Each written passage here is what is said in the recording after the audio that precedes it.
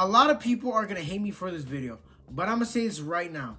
Jake Paul deserves respect because not only is he taking W's in the boxing ring by making it better and bringing excitement to it, but he's also stirring up controversy in the MMA world. But with that being said, guys, make sure to subscribe and clock in, and let's get ready to talk about some YouTube boxing.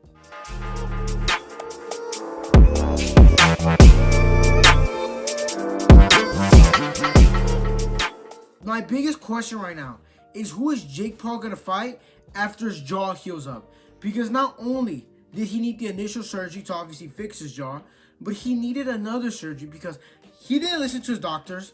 And as a medical professional myself, you need to listen to your doctors when they tell you to rest up. Because my boy Jake Paul's bolts and plates and everything just came out of his jaw, and they had to get him in for emergency surgery. What a bum. But I'm tired of seeing Jake Paul, number one, fight retired MMA fighters, fighting 40-year-olds, fighting people who don't really belong in a ring with him.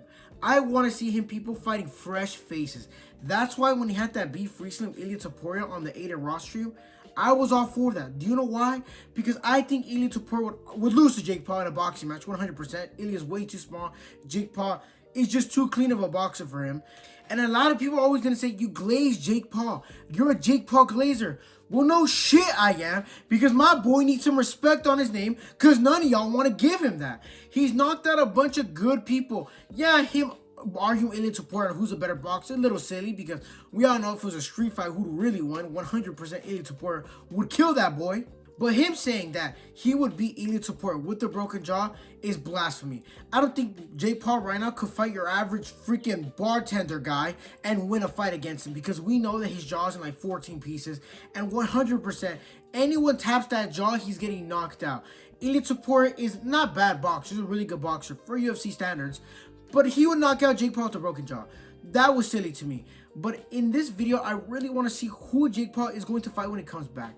We know he's eyeing a 2027 return. I don't think he fights in 2026 anymore, especially after he got emergency surgery to fix his jaw. I would love to see him, if anything, if he does fight 2026, to fight Canelo Álvarez in September. We know Canelo only fights September or May, and that fight was inches away from getting booked. And I need Jake Paul's next fights to be money fights, big fights. We can't go back to these bums anymore. These Ryan Borlands, these August fucking Ames. I don't even know what that guy's name is that he knocked out the uppercut. We can't see any of those guys anymore. I want to see actual good boxers. Canelo, number one, is looking really old in every single fight. Looking a lot slower. For sure is on the decline. And 100%, Jake Paul is a big boy. Bigger than Canelo.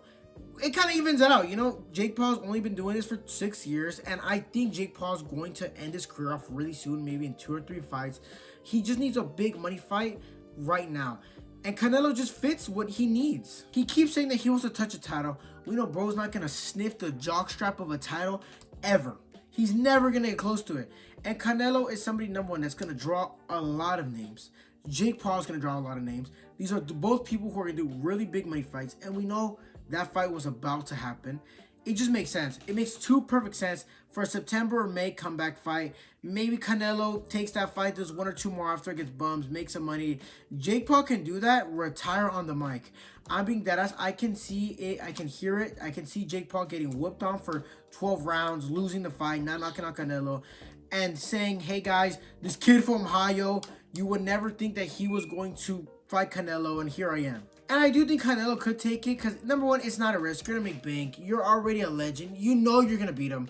Just the thing is, Jake Paul doesn't know how his chin's going to hold up after getting knocked out by Anthony Joshua. And when I say knocked out, I say it loosely because he just got dropped and didn't get up.